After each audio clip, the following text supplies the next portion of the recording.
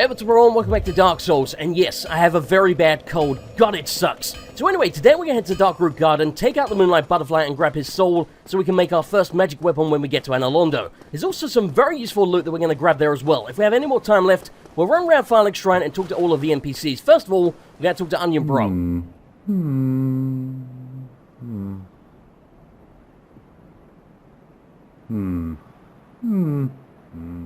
Oh, forgive me. I was absorbed in thought. I am Siegmeyer of Katarina. Quite honestly, I've run flat up against a wall, or a gate, I should say. The thing just won't budge, no matter how long I wait. And oh, have I waited. So here I sit, in quite a pickle, weighing my options, so to speak.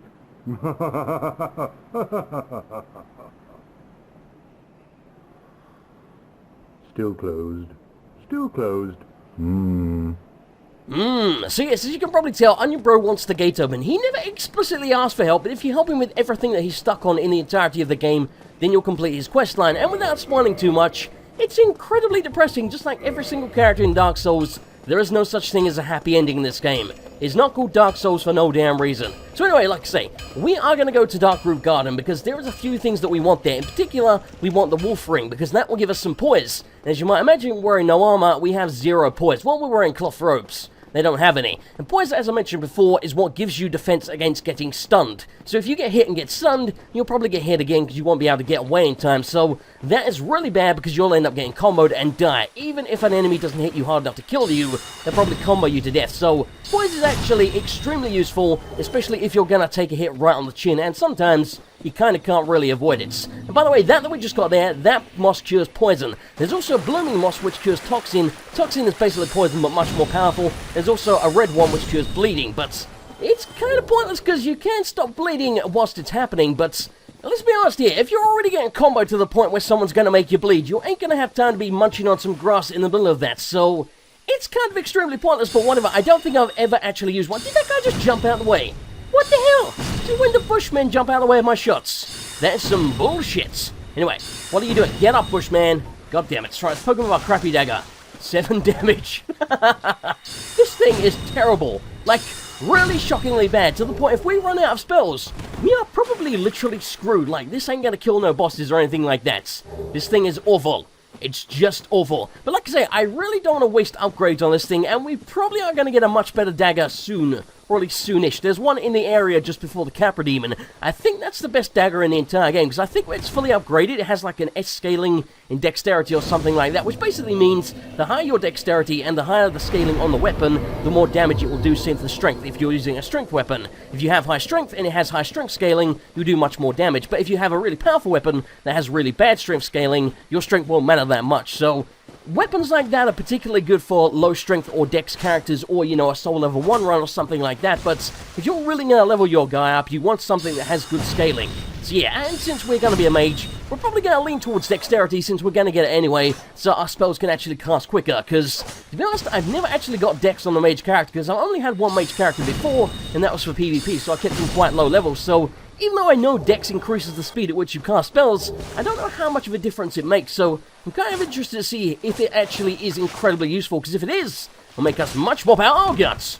Okay, I was trying to jump attack that guy, and he freaking nearly grabbed me. If they grab you, they can basically munch on you. I think you have to press these sort of L and R triggers repeatedly in, like, alternation, and then you'll get out of a grab move. So you're not screwed when you get grabbed, but you really have to mash the hell out of those. Otherwise, it will probably kill you from full HP, unless you have really, really good HP, which we don't. We have really freaking terrible HP. Okay, we are definitely in the garden now. This is kind of the dangerous part of this area. See this giant stone dude here? As you might imagine, he is very much alive. I mean, let's be honest. I don't think that would surprise anybody. Nothing in Dark Souls is dead. Nothing. Everything is going to attack you. Everything. So, yeah, apparently these guys are kind of strong against magic. Not that one, though. Okay, I don't really want to use those because I want to save them for the boss that we got coming up, because magic is extremely useful on the Moonlight Butterfly. Oh, guts! Okay, I kind of forgot that Bushman was there. That scared the crap out of me. Okay, now we are going to get attacked by a humongous ambush. Normally I like to take these out one at a time because you can do that, but screw it just for the fun of it. Let's try and take them all at once. This will probably get me killed, but damn it, I'd rather get killed and have fun than not killed and not have fun. Good God, we need some more powerful spells. Luckily there's a mage NPC just before the Capra Demon that we can save he'll sell us some new ones, so we're going to get them fairly soon, but as you might imagine, that is going to cost us a hell of a lot of souls. I think I'd say in the first part something along the lines of we don't need that many souls. That was a lie. That was a dirty, rotten lie. What I basically meant was, we don't really need to waste our time picking up the low-level soul consumables in the early game, because they're only about 200 souls apiece, which is basically nothing in the grand scheme of things, so yeah, we need souls. We need a hell of a lot of them. Oh, shit! Okay, now we're in trouble. That's bad. That's very bad. Okay. Kill the giant freaking guy. Don't, no. Okay, Bushman, get away from me. Die, Bushman. I said die. Shit. Okay, I'm stuck on the tree. Okay, this is not good. You tell I'm rusty. Oh, God, there's another giant coming. What the hell is going on here? Crap.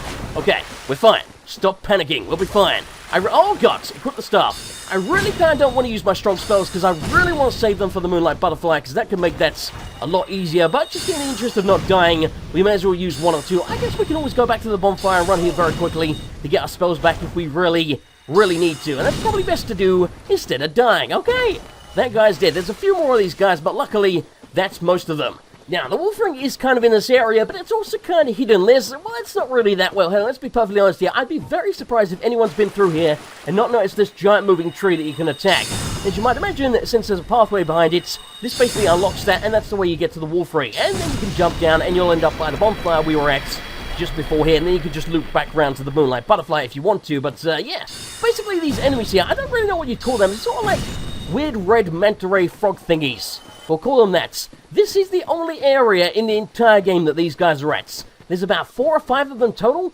It's really strange, man. There's so many enemies in this game that there's literally just a handful of them. I like that because it makes it more interesting instead of running into the same enemies again and again and again. But I almost feel like some of them, they, grossly underused them because they could have used them a hell of a lot more than they did and it still wouldn't have felt like overkill. But whatever, I guess it's okay. I hope they do that in Dark Souls 2, at least, have good enemy variety. I know nothing about Dark Souls 2, by the way. I know there is a beta going on. They keep doing it on different days, and I know a lot of people have played it. I have purposely ignored the beta, because I don't want any spoilers whatsoever. I want to go into it completely blind, not know a damn thing about it. Well, I know, a handful of things, but kind of the basics. Like, I think they put Pyromancy, it was Sorcery now, and I know a little bit about the combat. That is literally the extent of it. I know nothing about the levels or anything along those lines, so yeah. If you want to see me die, Dark Souls 2, I'm going to be dying like a bitch. Trust me, it will happen. And there's our wolf ring. Now, let's see when we put this on, this should give us an extra 40 poise. I think we probably have 0 right now, so that should be 40 total. I know I'm a genius mathematician. So that's going to be enough for us to survive. Yeah, there you go, 0 poise. So now it goes up to 40. So that's going to be enough to give us defense against most low-level attacks so that we don't get staggered, but still, more powerful attacks like from bosses and stuff like that is still going to stagger us, so we still got to worry about that. I think you need about 60 is like a good optimal sort of level of poise so you don't get staggered by most things, but still, some things will stagger you, but it's probably going to take more like 2 or 3 hits as opposed to just 1. If you don't get out of the way by the 2nd or 3rd hits, you're probably going to freaking die anyway, and frankly, you probably deserve to. Good luck. Yeah, thanks. If you can get that shout out, god damn it! I want to rest at the bonfire. Why do people always put their stuff in front of it? Stop it. Just stop it. Consider this a PSA to anyone that's going to put down a message. Don't put it right next to something that people need to use. It's the most annoying thing ever. It really pisses me off. Okay, we can level up like twice. Maybe. Just about. Yes, let's get a couple of levels in endurance. Ain't gonna make much of a difference, but 2 levels in pretty much anything ain't gonna make much of a difference anyway. Now we can run for a little bit longer, roll a bit more, and block a tiny bit more. Like I say, it's almost no difference whatsoever, but we are going to want a bit more endurance than we have right now. Probably don't need massive amounts of it, but it's kind of handy even if you're not going to use it for attacking. Because, pretty much everything in this game that requires any kind of exertion requires endurance. And there's a bunch of bushmen chasing me. Leave me alone, bushmen. I don't want to play right now. Basically, where those 3 bush guys were that sort of pop up when you pick up the soul consumable, they are now chasing me because they're already going to be up once you've already got the soul consumable. So yeah, they're going to be chasing me. Going to be kind of a pain in the ass. Oh wow, I've never seen this thing off the tree before. I've always one-shot it. And now it's dead. Okay, I think that might be the only one of those in the entire game again. Really strange that they go to all of the trouble of making the enemy and then put one of them there. And it's incredibly easy. Like I say, you almost always are going to one-shot it. Oh shit, Bushman's up my ass. Leave me alone, Bushman. Shit. Okay, we might be running into trouble here because there's going to be another stone giant. Shit. Stone giant around here somewhere. And if I ran to him and alert him by accident, we are going to have a serious fight on our hands here. Kill the hell up. Okay. Okay, there's going to be some more bush people. Oh shit. He's right behind me. Okay. Oh my god. What the hell am I supposed to do here? And so, oh shit! Okay, there's the giant guy. Crap, okay. I am very near dead. Don't die here. You can't die here. This is horrible. This is just horrible. I got to at least die to the Moonlight Butterfly. I think that was when I first died on the Soul Level 1 run. We surely can't die before that on this run. That's unacceptable. I know I'm rusty, but like, damn. Okay, we're gonna be fine here. Okay, we're gonna be fine. We're gonna be just fine. Thankfully, that AI pathing, not that great since they're absolutely humongous. Okay, come here, you. You nearly got me killed. So come here. There we go. No, don't run behind that. God damn it, you're wasting all of my soul arrows. I only have 50 left, god damn it. Okay, that was a hell of an ordeal. Thank God that's over with. Anyway, it's time to take on the Moonlight Butterfly. Now, there is a secret, well, sort of semi-secret NPC hidden in this bush down here.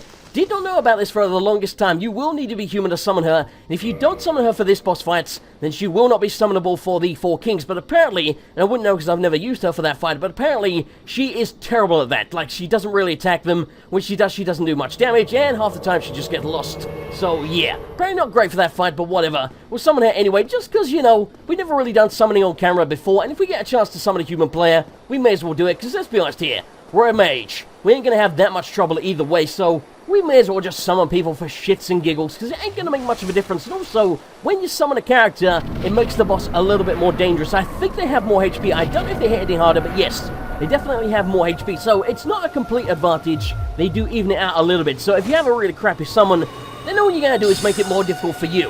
Now, for some reason, you can't hit the Moonlight Butterfly right away. There we go. It takes like 10 seconds, something like that, before you can actually damage the guy. Don't know why, it's really irritating. Shit's okay. We're fine. Wow. Beatrice is a freaking tank. She just took that right on the chin. Oh, shit.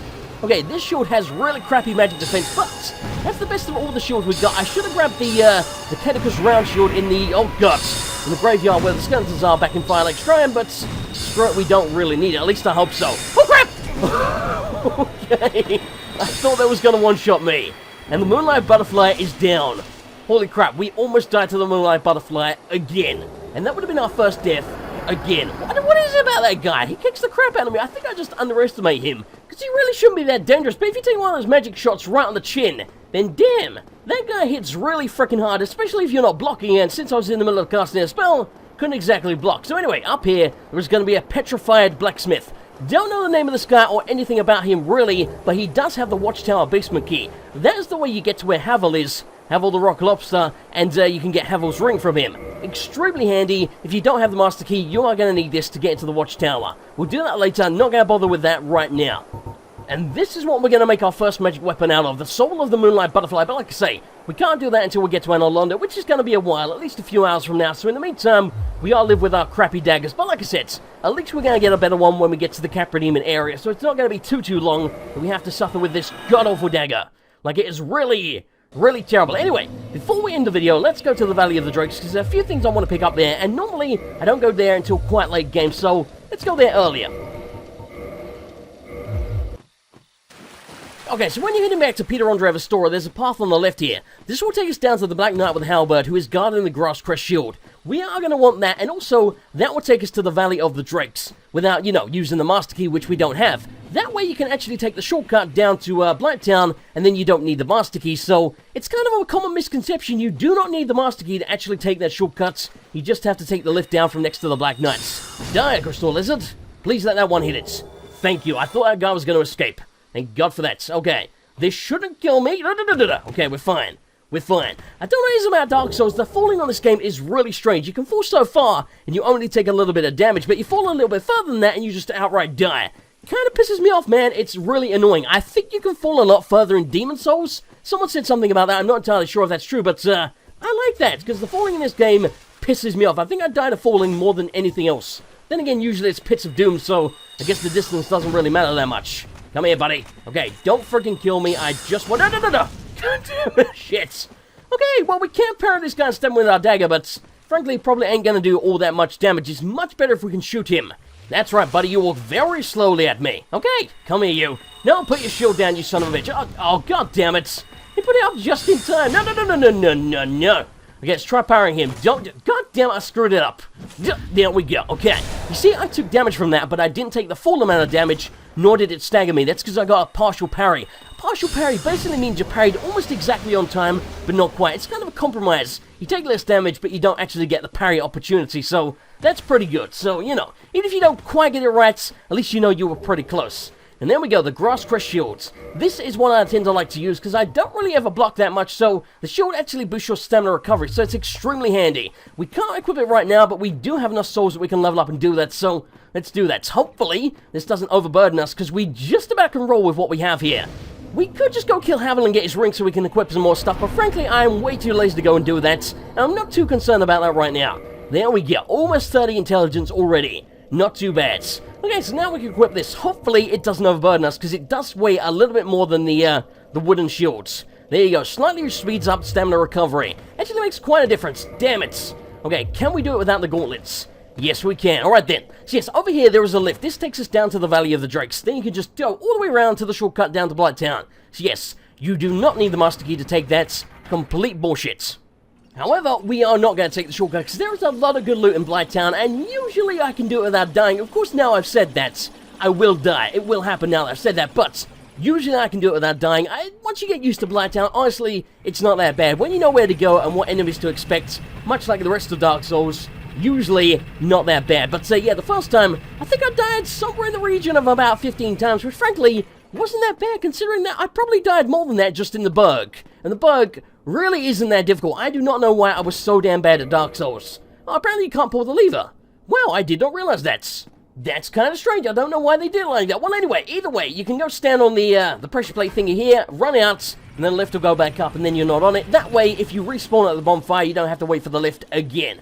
So here we are, the Valley of the Drakes. As you would imagine, there are drakes here, and they are kind of dangerous. They are really good for farming dragon scales. They are literally the only place in the entire game that you can farm dragon scales. There's a bunch you can get normally from boss drops and, you know, loot and stuff like that. But besides that, if you want more, you have to come here and kill these guys. And they don't drop them all that often. I think you get maybe 1 or 2 on average on a run, killing all of the drakes if you have max drop rates. So yeah, kind of a bitch to farm dragon scales, but if you want to do it, this is the place. Now we're just going to run past all of these guys because we ain't got no business killing them right now. We don't need the scales, and frankly, they will probably kick the ever-living crap out of us because we are pretty damn underpowered to be taking these guys on right now. They are no pushover. I don't know how good magic is against them because I've never actually tried, but and I guess I would say it's probably not very good because they are really resistant to lightning, and I think fire as well, so yeah, I don't know how magic does. Don't really want to find out. And yes, this, as you can see, is a giant undead dragon. Now, what do we know about Dark Souls? Everything is alive. Everything is going to kill you. Having said that, I did make a mistake the very first time I came here. I thought this guy was just, you know,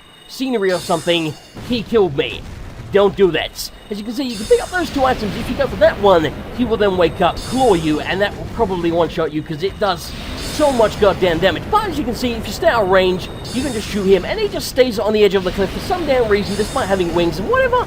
I'm okay with it. And this guy's going to take a hell of a long time to kill with this because he has a shitload of HP, but he will give us good souls. And that thing, oh god, we nearly got toxic. Pretty sure he breathes toxic. I don't think it's poison, so yeah, that's toxic. Well, shit. Okay, so we got to kill him before we run out of Estus. We should be fine, but yeah, gonna be kind of tight here. We can always teleport back to the bonfire with the bones that we bought, and that will cure us of the toxic. Anyway, that in front of him, that is another soul consumable. I think you get either 5,000 or 8,000 souls from that, so that's a pretty goddamn good pickup. And that is kind of what we want here. We also picked up the Straight Sword of Astora. I believe that might be a magic weapon. It might be divine, something like that. Not entirely sure, but either way we have it now. If it's useless, then we just won't use it, but it might actually be useful to us. Like I said, I think it's a divine weapon, so probably doesn't scale with intelligence. I'm not entirely sure how divine works, to be perfectly honest, because I've never actually really used divine weapons, besides in the catacombs where you basically have to, but whatever, man. So anyway, along here, this is the entrance to... I almost ran off the freaking bridge there. I thought we were further along than we were. My god, that would have sucked. Holy shit. Anyways, yes, so on the left here, that is the entrance to Blighttown if you want to skip out the hard part, basically. But, like I say, we ain't gonna do that. It's much more fun just going down there properly, and there is so much goddamn loot in Blighttown. Like, so much. Probably the most loot-filled area of the entire game. And there we go, we got another soul consumable. I think it's either worth 400 or 800, so, you know, not too bad. Okay, we should probably go back to the bonfire before we freaking die. I really kind of want to go kill some of those guys, but it's just not worth it. They'll probably kill me. They have a lot of HP. Okay, we should have enough souls to just about get 1 more level, so we should be able to get 30 intelligence.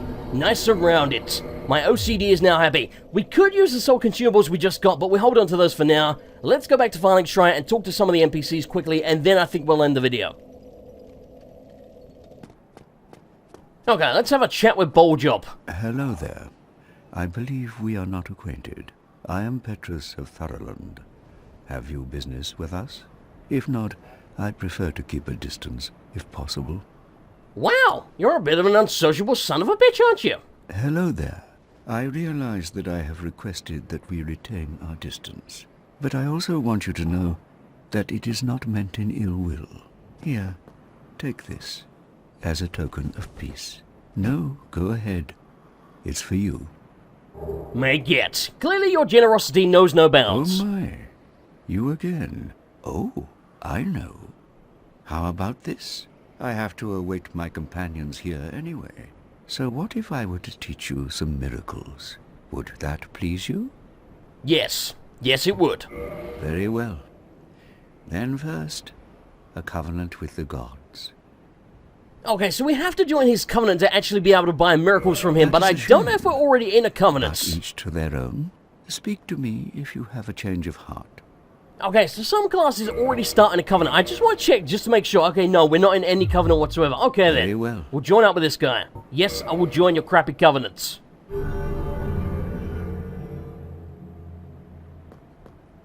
Now let me share my miracles. Only their ultimate effectiveness will be determined by your efforts and your faith. In other words, the more faith you have, the more miracles you can actually use. And we get the shrug gesture from him. Okay, so basically he sells a great heal, which is kind of like regular heal, except heals you more than that. Homeward basically works like a homeward bone. Force is just like a sort of shield that you project out from around you, knocks enemies down. Don't think it does any damage. I'm not entirely sure what Seek Guidance does. Okay, is that what we have? Looks like it. Alright then. Okay, so he sells talismans as well. They work like a catalyst except for miracles. My lady and her young knights. She is young, but burdened by an undead mission. We are her defenses, to keep her from harm. Come again. The effectiveness of the teachings depend upon your faith. You said that. Yes, as he mentioned, he is waiting for his companions so that they can escort a woman down to the catacombs on an undead mission. Basically like a pilgrimage. So he is a bodyguard, or at least that's what he claims to be. Spoilers. I ain't saying no more than that. Anyway, let's go talk to Lautrec. What's up, buddy? Ah, hello there. I have your reward. Please, accept it. I am grateful to you for freeing me. Creepy! Not enough for you? Well, let's not be greedy now.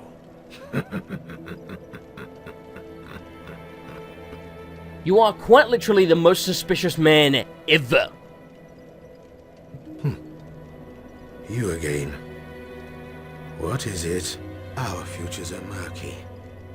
Let's not be too friendly now. And apparently he's psychic because he can tell some shit's gonna go down between me and him. If you're hollow when you speak to him, he actually references the fact that you're hollow. That's kinda cool. I wanted to see if he said anything about us being human, but I guess not. Okay, let's talk to Crespro before we end the video. Why, what a surprise. I didn't expect you to make it. Oh, somebody rang the bell. Wait, was it you? You never give up, do you? I don't know how you do it. Well, don't stop now. Only one more. But it's going to be suicide. Yes, he's referencing the 2 bells of awakening that we are to What's ring. wrong? Get a bit of a scare out there? No problem. Have a seat and get comfortable. We'll both be hollow before you know it. Wow, you just basically insinuated that you think I'm going to die. I Dick move, would. bro. I don't Dick really move. care. Anyway, next time we take on the Capra Demon and finally get our hands on some new spells. Thanks for watching, guys. I hope you enjoyed it. If you did, I would appreciate a like. And I'll see you guys next time for more Dark Souls.